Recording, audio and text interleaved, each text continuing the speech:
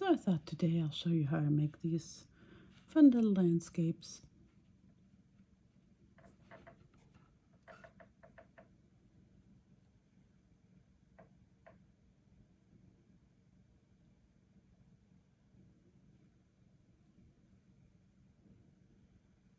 And the low one is not yet finished.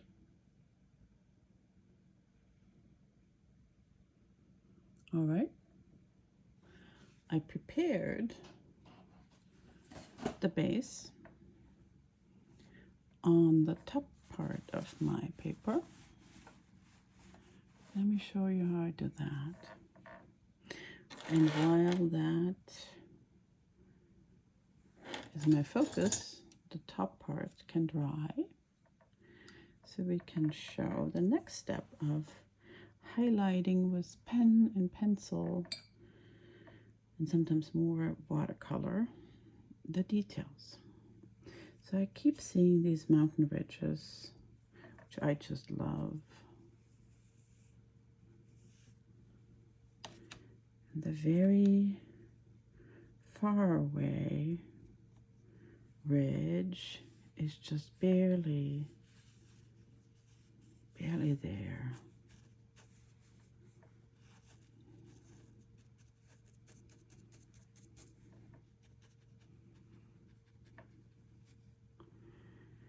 And then they move into a much more defined rise in front of them. And this purplish often is at the end of the day just a beautiful, deep hue. And then we'll bring in a bit of foliage in front of that.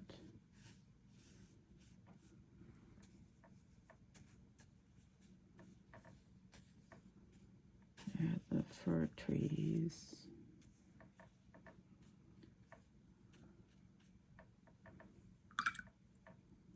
And then in front of that, right now it's spring where I am, there's all this new, bright growth, highlighting.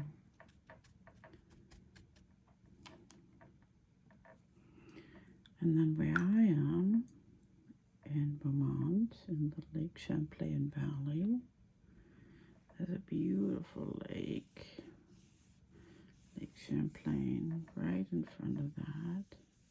Depending on where you are, you just kind of see it as a sliver of blue. And then in front of that, usually fields. And this is just the base for the fields right now. And early in spring, they're still having, you know, the golden winter hues. But already speckled in it is that bright yellowish green, bursting new life everywhere. So that is the base.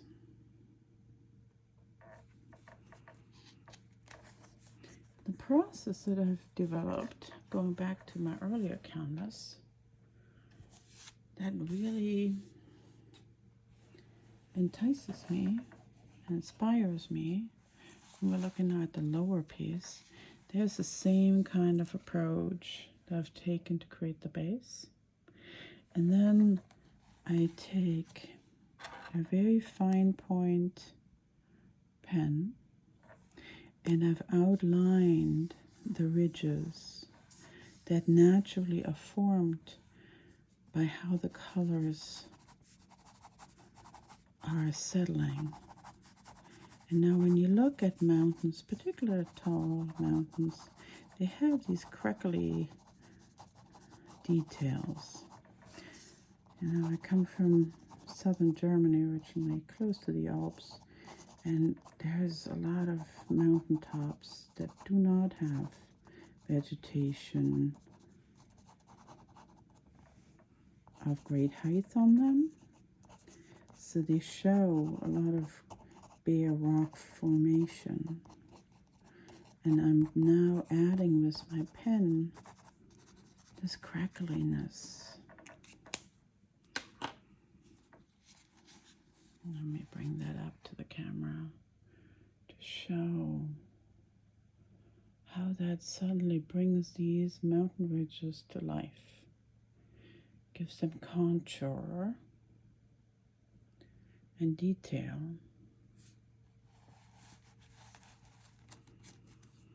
Now underneath, I imagine a lush foresty environment, and I use 2 brushes to point, and I just cut the tips on these crackly, to create these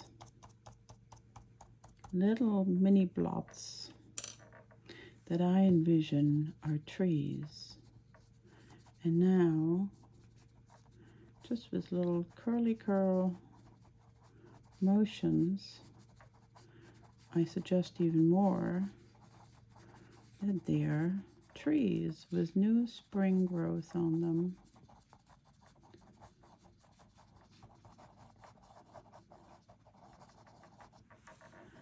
And so you see up close the difference between where I've already curly curled them and where the trees are just blotches of color. And so I work my way just across. And I found the less, in a way, care I put into where these curly curls, or in this case crackly lines up in the mountains, land, the more intriguing the result. This is not a micromanaging kind of approach to art. It is a allowing art to happen approach to art, which is my favorite kind of art. And so now, with a beautiful backdrop, and so imagine we're standing on this side of the lake looking across, and since we're closer, the vegetation here is a lot more defined. Imagine we're standing right on these banks toward the lake.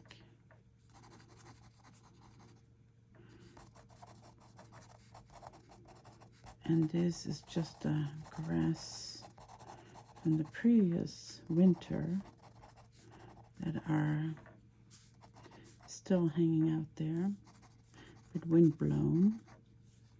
We had a pretty strong winter here, so of course it would be a bit wind blown. And again, the less care, they're not soldiers standing in line, they're wind blown grass.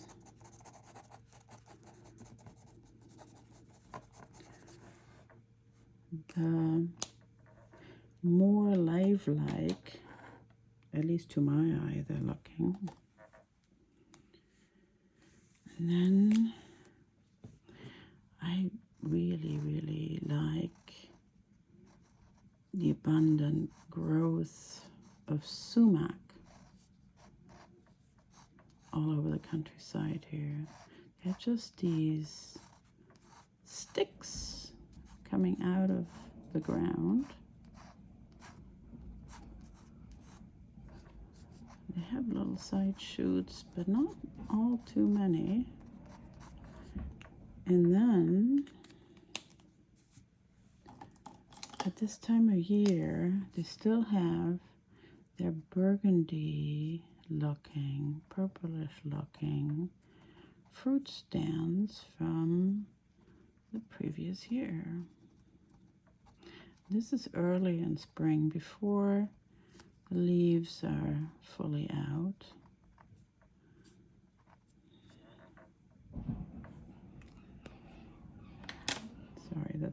splashed over beneath me. And then you also have the occasional wild apple tree. They're also beautifully weathered looking structures.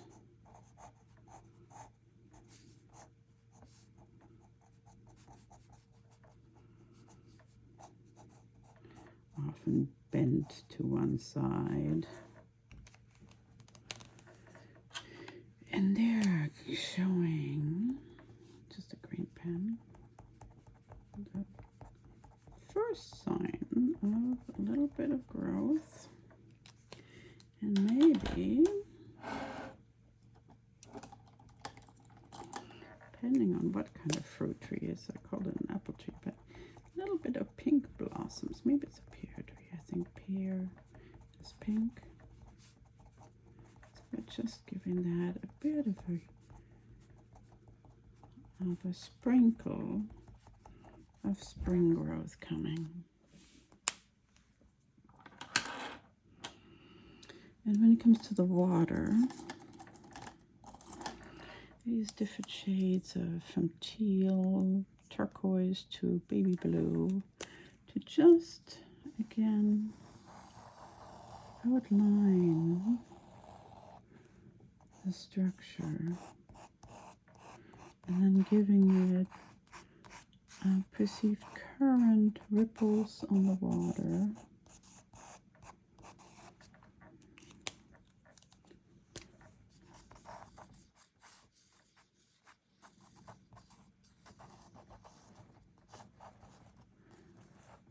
Not very organized. Water has its own ideas about how it's flowing. And sometimes when I'm not 100% happy with that, which I'm not right now, I use my metallic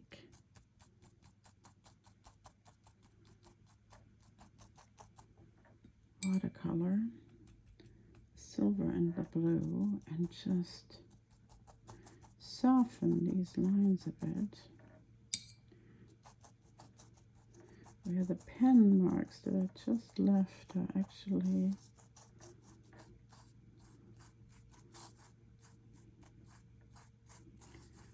blending in better.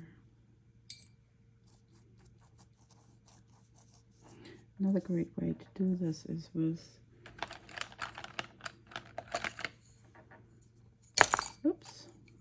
watercolor pencil.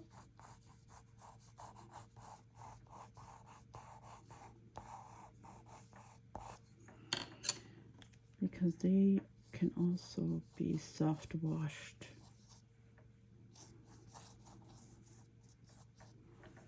In this.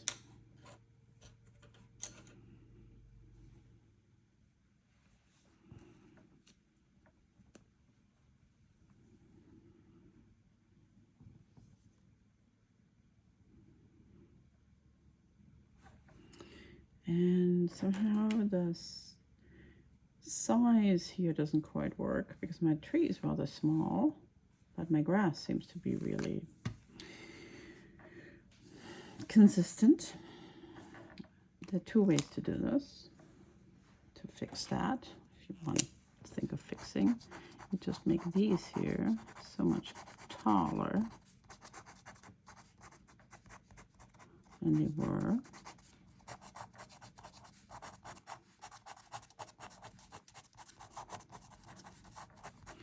Thinking we're standing here and kind of looking down at a slope.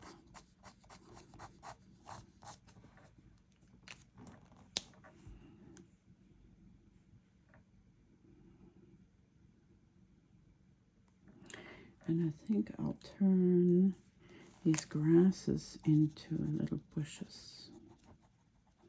So they are more in height relation, making sense with this little fruit tree here. There we go. That's a lot better. And I think we'll extend a line suggesting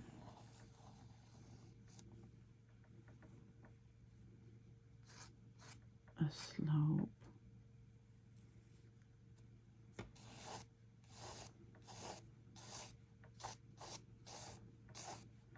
downward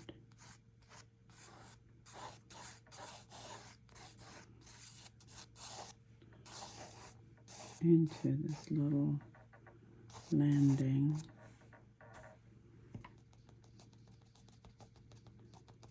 Let's make it a beachy kind of landing here. Where this here has a higher ground kind of setting. And we're standing right here. Alrighty. Toodaloo.